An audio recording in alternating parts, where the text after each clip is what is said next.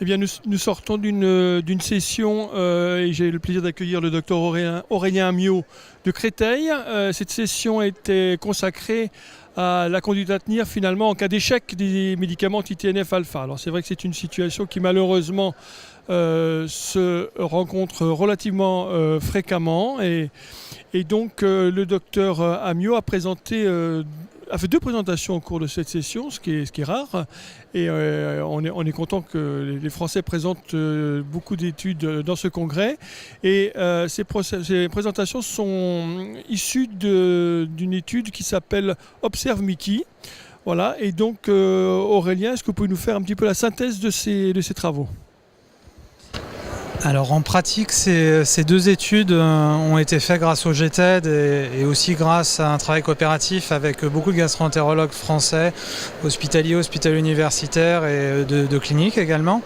Et on a permis de tester finalement l'efficacité dans la vraie vie de ce traitement qui s'appelle le vedolizumab et qui est le premier traitement finalement biologique qui sera à notre disposition et qui n'est pas un anti-TNF. Donc c'est quelque chose d'assez intéressant.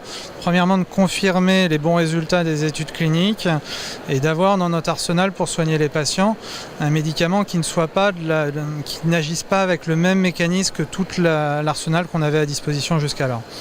Donc les résultats sont bons, ils sont encourageants avec une bonne partie des patients, jusqu'à un tiers des patients qui sont en rémission complète, sans corticoïdes, sans aucun traitement surnuméraire, une tolérance qui est bonne et probablement un espoir de meilleurs résultats dans les mois, années à venir, à force qu'on va mieux connaître la drogue et qu'on va probablement mieux l'utiliser.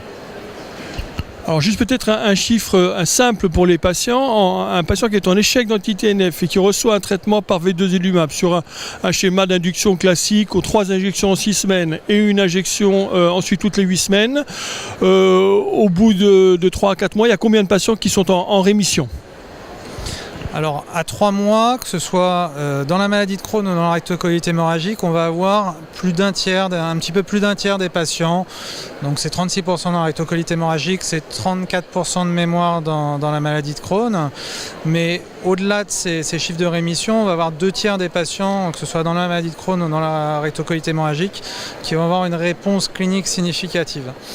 Après, la question, c'est comment optimiser ces patients qui ont une réponse mais qui n'ont pas atteint la rémission, qui est quand même l'objectif minimum quand on veut soigner les patients.